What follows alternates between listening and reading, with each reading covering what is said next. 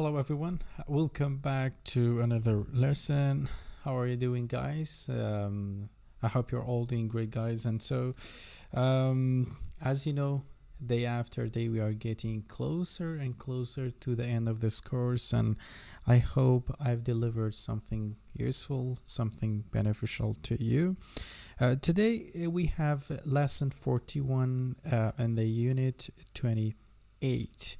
As usual, we will start from the aims of the lesson. It is speculating with more certainty and speculating with less certainty. It's not certainty, it is certainty. So be careful of the pronunciation. And before I start explaining this topic in Kurdish, we have studied this lesson in the previous levels, but today we will restudy it. We will study it again, but of course in an advanced way. So speculating with more certainty and speculating with less certainty. What does that mean? For example, you see somebody in distance and you are not sure that it is your friend. Okay, so how would you tell that it is my friend, but I'm not sure? So that's what speculating is. You see something, but you're not sure 100% that that thing is the thing that it is in your mind. Okay, so look at the title of the lesson. It must have been. It must have been. Okay, بابەتی ئەمڕۆمان باسی speculating. Speculating واتە خەمڵاندن، قەبڵاندنی شتەکان. شتێکە بینیت بەس بە چاوەڕێیارە دەی دڵنیانیت لە 100% ئەو شتێ. بۆ نمونە کەسێک دەبینی لە دوورەوە دەڵێی بەخوا لەوە چێ، دڵی دڵنیام شتێکە لەو بابەتە بەس لە 100% نییە شتەکە، ئەڵێی بەخوا لەوە چێ. یان زۆر جار دڵنیاش نی، بۆ چکە more less. چۆن کاتێک کە شتەکە لە 100 یعنی 95 دڵنیای شتەکە وایە. و less certainty بەخوا زۆر دڵنیانی 50/50 اوكي 50/50 ئەڵێ ئەوە ئەڵێ ئەوە لێڵێ بەخوا لەوانێ ئەو بیان بەخوا زۆر لەوە چێت. اوكي کاتە بابەتی ئەمڕۆمان هەمووی بریتە لە speculating ژواتە خەمڵاندن، قەبڵاندن، تەخمینکردنی شتەکان کاتێک بە چاوەی بینی شتێکە بینیت بەس دڵنیانی لە 100% ئەمە ئەو شتێ دڵنیای لە 95 بەڵام لە 100% نییە. So look at the title. تەماشای تایتڵەکە بکە. It must have been یاخود it must have been. ئەڵێ بەخوا دڵنیام ئەو شتێ. ئیتر شتەکە چیە لێرە تەواوی نەکردو. دڵنیام ئەو شتێ، ئەو شتە بووە. دڵنیام بەڵام ئیتر شتەکە لێرە باسی نەکردووە چیە؟ لە بەشی language booster as usual we will find out. دەیدۆزینەوە. Okay, it must have been. مستی بەکارێنەوە. must have کاتێ بەکارێنی کە more certainty. ئەگەر less certainty بێ could بەکارێنین. You know that, right? Could.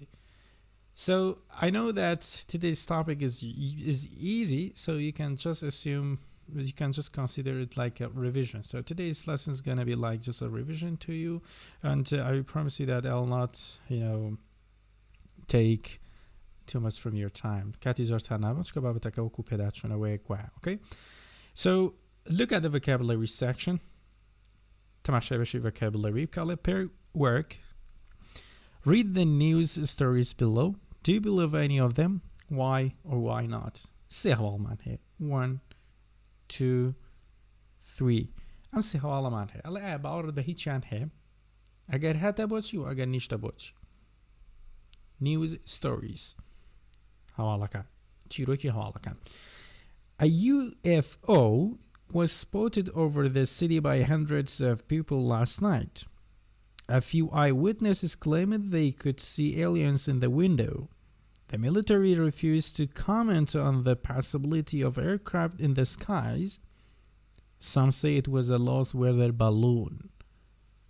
باشا بابزين UFO أنا شيء أجر هم عدنان ولينا ما بيني وها كشت أسمانيا كان أنا بيانو تي UFO والله ما بتنا جماناوية كانن أو نيبلي كشتي أسمانيا تنا جماناوية كانوا أنا كبرنا هني جارل بونوري أسماني تي هذا بزيو أنا جارل لها ساري كي تروحاتنا أنا بيانو تي UFO تنا أسمانيا جماناوية كان أو الرجوي على عدنان ولينا بيني تانا شتكي خربوا عدنان ولينا باشي لينا أبو بابيري لينا ببورن دعوازي بيو UFO أوانا ئەڵێ شەی پێشوو UFO ئەکسپۆرت کراوە ناسراوەتەوە بینراوە لەسەر شارەکە hundreds of people ینی سەدان کەس ئەم شتەی باڵێن سپۆت کردووە بینیوێتی بە چاو ئەڵێ هەندێک لە شاید حاڵەکان eyewitnesses ئەو شاید حاڵانە کە تەنها بە چاوبینیان لە خوانە لە شاید حاڵ باشە claimed یعنی ویان ڕاگەیاند کلەیمیان کرد ویان ڕاگەیاند کە چی they could see aliens in the window لە window لە پەنجەرەی UFO کەوە ئێلیەنیان بینی و ئێلیەن واتە بوونەوەری ئاسمانی aliens.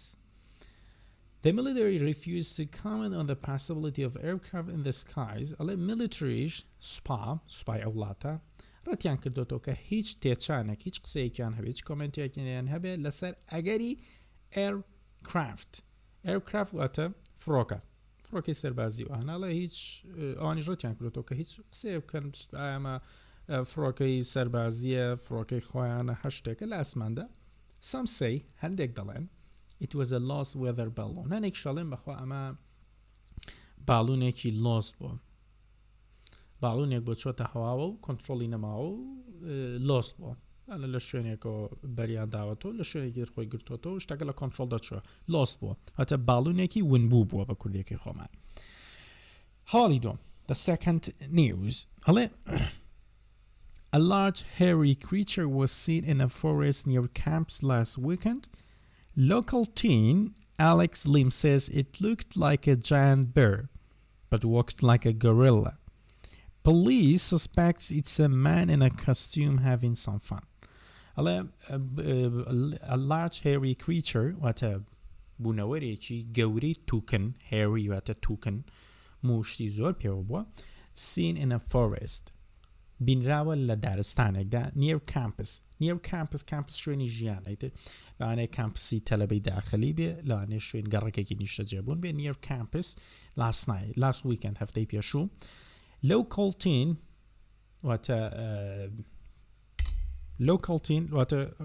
واتە ناوخۆی teen واتە دانیشتوێکی ئەو ناوچێ واتە گەنجێکی ئەو ناوچەیە کە ناوی ئەلەکس لیمە وتوێتی لە giant bear چوو لە وچێکی گەورە giant زۆر گەورە چوو very very big enormous but walked like a gorilla بەڵام وەکو مەیمونی گۆرێلا ڕۆیشتووە. police suspects گومانیان وایە کە پیاوێک بووە ئەنە کەستوم واتە جلوبەرگی تایبەتی کەستوم ئاشە ئەگەر وەکو نەریت لە نەری تا بەکاری بێنی بمانێ بۆ نوێمە چۆن جلی کوردیمانەیە عرب جلی عگال و جزداشوانیانەیە بەکاردێت بەڵام لەو حاڵەتە وەکوتە جلێکی تایبەتی لە بەرابووە جلێکی دیارە وچی لە بەرابووە having some fun و هەندێک کاتی پێکەنی ناوی خۆشی بەڕێوردە بە کوردیەکەی بۆ سەرکازم بووە sarcasm واتە گاڵتە و گەپۆشتان. A woman claims she has a photograph of a ghost. Sally Corwin, this is the third news by the way, this is the third news, okay? Sally Corwin, 34 years old, posted a photo on her website showing a woman's face. Some says it's a Sally's reflection, although no mirror is present. Others say it's a smoke. Most experts claim the photo is fake. Afretekman here claims why ragayandwa. She has a photograph of a ghost. Rasmi devu drinji bini wo girtueti. Basha? Devu ke bini wo rasmi ki girtu. Photography ki girtu. Sally Corwin منای افراتەکەی کە تەمەنی 34 ساڵە posted واتە وێنەکەی دامەزاندووە لەکوێ on her website لەسەر وێبسایتەکەی showing a woman's face دەموچاوی ئافرەتێکی پیشانداوە لە وێنەکەدا. some say هەندێک دەڵێن ئەمە Sally's reflection واتە وێنەدانەوەی ساڵیە بۆ من ئەگە ئاوێنێک بەرامبەرم بێ ڕسمی ئاوێنەکە بگرم ئاوێنەکە منیتی ئەمەش ریفلەکشنە ڕنگدانەوەی ساڵی خۆیەتی although no mirror is present و لەگەڵ ئەوەشدا کە هیچ ئاوێنێکیش لەوێ نییە. others say it's a smoke ئەوانی خەڵکی تریش دەڵێن هەندێکی تریش بیر و ڕیان وایە کە تەنها دوو کەڵێکە سمۆکێکە. most experts claim the photo is fake. زۆربەی شارەزایان experts claim وای ڕادەگەێنن کە وێنەکە فەیکە و تەزویرە. باشە وێنەکە تەزویرە یاخود فێڵاویە با بڵین. ئەگەر یەک دقت یەک گوشەبن من فۆرۆ لە ئەمریکا و لە بەریتانیا وشەی فۆتۆ هیچ کێشەی نیە بەڵام کاتێک دەیتە ئەمریکی بم باسکردنم تێکەوتۆتە نێوان دوو ڤاوڵەوە واتە تیەکمان هەیە ڤاوڵ ئەو کاتا بێتە دیەکی ناسک ئەگەر نەتزانێ و دیە ناسکە دەرببڕی وە کووری بیخوێنەوە سۆری دووبارەیەکەمە لێرە تیەکمان هەیە لێرە ڤاوڵێکە لە بدایەتی ڤاوڵێکیش لە پێشوێتی بۆیە چیەکەین ئەو کاتە بە دیەکی ناسک ئەگەر نەتزانی بەرێ بیخوێنەوە فۆرۆ ئەبە ئەمریکەکان وا دەیخوێنە ما بەریتانیەکە کێشت نییە گە تۆ دەتەوێت لەسەر گرنگی بە بەریتانیەکە بدەیت ئۆکەی ئەمە چەند هەواڵێک بوو خوێنمانەوە ئەڵێ بۆن لێراڵێکی tell your partner if you've ever seen anything unusual بە هاوڕێکت بڵێکە تۆ تا ئێستا هیچ شتێکی نەئاسایت بینی بێت unusual دەتوانانی هەشتە چیرکێک لەوانە دروستکەیتەوە بینیەوە and you can say it in English of course بۆ دوایش بە ئینگلیزی بیڵێیتەوە. So now we will jump to the conversation section and we will hear some rumors and some things that people some controversial topics controversial يعني وبابتاني كگفتو بيان زور لسر okay زور جي مجادله وقصه كردن ياخذ rumor قصه وباسو او شتانه okay so as usual you are going to listen to this audio track which is audio track number 33 and then after you listen to it I'll be back to help you to translate this conversation into Kurdish so enjoy it. Lesson 28. It must have been page 68. Conversation. A. Listen. Does Nina think the lights were from a UFO? Why not? Did you hear about those strange lights over the city on Sunday night? No, I didn't. Apparently, a lot of people saw bright lights moving across the sky. They thought the lights were from a UFO. I doubt it. It must have been a plane. Maybe, but there were lots of them, and they were moving around in circles. It could have been a flock of birds. Birds move around in circles sometimes. It couldn't have been birds. Birds don't have lights attached to them. Whatever it was, it couldn't have been a UFO. Why not? Because there is no such thing. Welcome back guys and let's translate this conversation into Kurdish. هلا جا بگرم آیا نینا پێیوایە کە ئەو ڕووناکیانە دەرکەوتونە UFO بۆ کەشتی ئاسمانی و تەنە گوماناویانە بوونە why not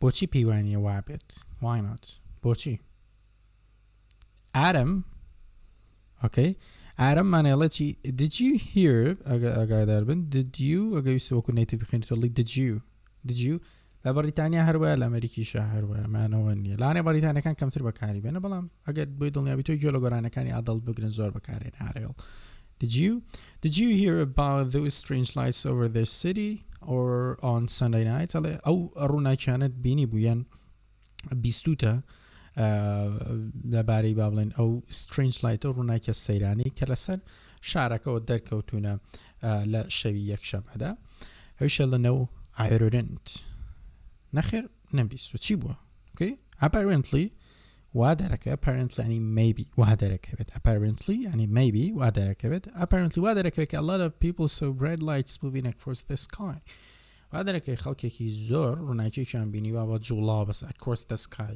بەسەر شارەکەدا جوڵاوە و با بڵێن تێپەڕیوە they thought وا بیریان کردەوە وایان پێیان وا بووە the lights were from a UFO پێیان وا بووە کە ئەو ڕووناکیانە لە UFO لە کەشتێکی ئاسمانیەوە دەرچووە I doubt it گومانم لەو شتە I doubt it نییە that be is silent ئەو بیە silent I doubt it okay مادام دیەکە ساڵنتە بورن زۆل ئێڵێمەوە مادام بیەکە ساڵنتە کاتە تیەکە کەوتۆتە نێوان ئەم ئایە و ئەو یۆ دووبارە کەوتۆتە ناوان دوو ڤاوڵتر کاتە بیکە دیەکی ناسەگیان ڕێ I doubt it بۆ مناڵم I doubt it گومانم لێ هەیە it must have been a plane ئەڵێ it must have been it گوم بۆنە من دڵنیام کەوە پلینێک بووە فڕۆکەیەک بووە ئۆکەی کە فڕۆکەیەک بووە maybe لەوانە شەوا بێت but there were lots of them بەڵام زۆر یەک دنیای لەو ڕۆناکی شتانە یەک دنیای لێ بووە جەماعەتێکی زۆر بوونە and they were moving around in circles وەکو moving around بوونە خولاونەتەوە لە شەوی بازنەیەکدا ئەو لە شەوی بازنەدا خولاونەتەوە it could have been a flock of birds لەوانەیە پۆلێک بوو بێ لە باڵندە چونکە a group of birds مانیەک هاتە بڵێ کۆمەڵێک باڵندە flock بەکارێنی flock واتە لە کوردی خۆمانە دەڵێن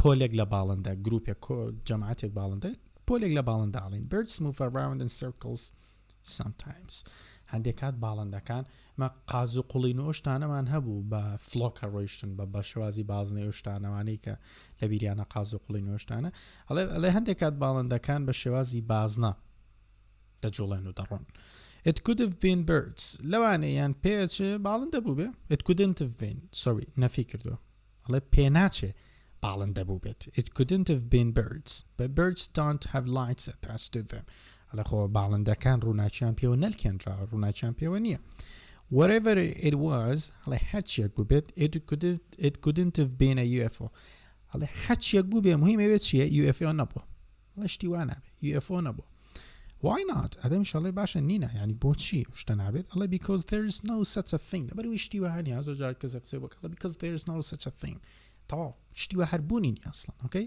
شتی وە بوونی نییە now it's time to test your listening skills. Listening skill so as usual you're going to hear the next audio track. Listen to it carefully.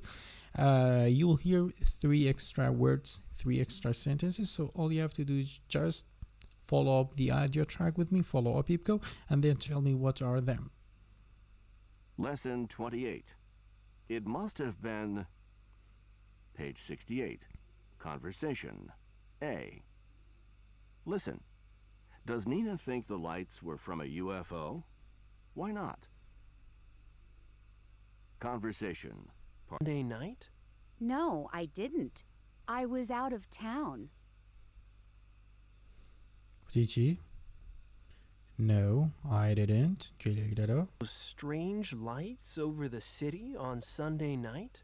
No, I didn't. I was out of town. I was out of town. لە دەروی شار بوو ئەگەر کێشەت هەیە لە قورسیەکەی لە پشتی کتێبەکەت بکەرەوە تایەتی Apparently, a lot of people saw bright lights moving across the sky. They thought the lights were from a UFO. I doubt it. It must have been a plane. Maybe, but there were lots of them. And they were moving around in circles. It could have been a flock of birds. Birds move around in circles sometimes. It couldn't have been birds. Birds don't have lights attached to them, and they were really big. And they were really big. زۆر گەورەش بوونە. Whatever it was, it couldn't have been a UFO. Why not? How do you know? How do you know? چۆن نەزانی how do you know چۆن نەزانیت okay so ئەمەش تێستی لیسینەکەم بوو بە کورتێکی بەشی language booster چەند بۆ ڕوندەکەم so I'll tell you about the language booster section in brief بە کورتی پێتان دەڵێم speculating with more certainty ئەگەر کاتێک لە شتێک دڵنیا بوویت وایە دڵنیا نەبوویت وایە ڕێگایە بەکاردێنێ it must have been ناویشتەکە دڵنیام کەشتە it must have been burial هۆ دڵنیام گومانێکی زۆرم هەیە لە ساڵ 90 دڵنیام کەەوە بڕیار بوو it must have been my dad دڵنیام بەخوا ئەوە باوکم بوو لە باوکمە چوو ئەگەریش بەعکسۆن دڵنیام بیکە و کەسەکەون لێ ئەڵێ چی it couldn't have been my dad it couldn't have been my dad بۆی بەخێر خۆی ڕاستە it couldn't have been نا کاتی قسەکردنە هەمووی بابلین کۆمپرسەکەن بێکەوە و لینکەکەن بێکەوە it couldn't have been my dad نا بەخوا باوکم نەبوو it couldn't have been بڕیار نەبوو it couldn't have been محەممەد نەبوو ئۆکەی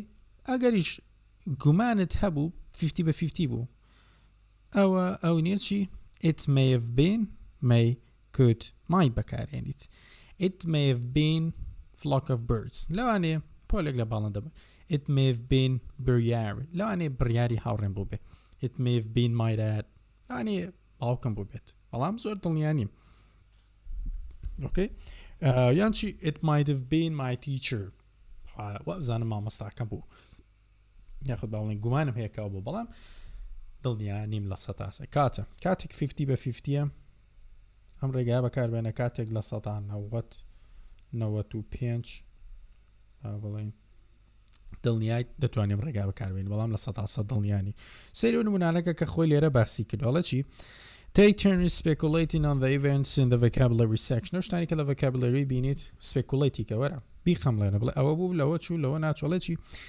The UFO could have been a weather balloon. ئەڵێ UFO کەشتیەوە تەنە گوماناوی ئاسمانەیە لەوانەیە weather balloon بوو بێت باڵۆنێک بوو بێ باشە باڵۆن That's possible ئەگەری وە ئەگەری تێچە ڕێی تێچێ or it might have been a military aircraft لاشە فڕۆکێکی سەربازی بوو بێت I think eyewitnesses must have been frightened ئەڵێ پێم وایە شاید حاڵەکان تۆقیون frightened بوونە frightened باشە یان چی I think تۆ کاتێک دەتوانانی ئەم فۆرمە بەکاربێنیت وەکوانەی خوان It may have been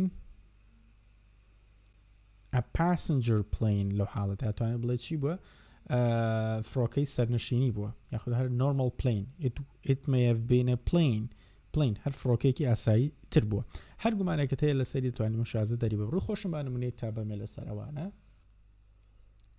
So for example you can say ئەگە یەکەم جار دڵنیا بووم ئەڵم چی it must have been a helicopter ئەخمەڵان هەلیکۆپتەرێک بوو بێت خود گومانم هەیە it may have been a helicopter لانێ helicopter بوو بێت لەو دومەنە لانێ helicopter بوو بێت لانەشە helicopter نەبوو بێت so look at the pronunciationێکی زۆر کورت و پوختمان هەیە کورتکراوەی هاومان هەیە بێتە باشە بە خێرایی دێ تراکەکە پڵەیەکەم بە خێرایی جوی لێ بگنن Page 69.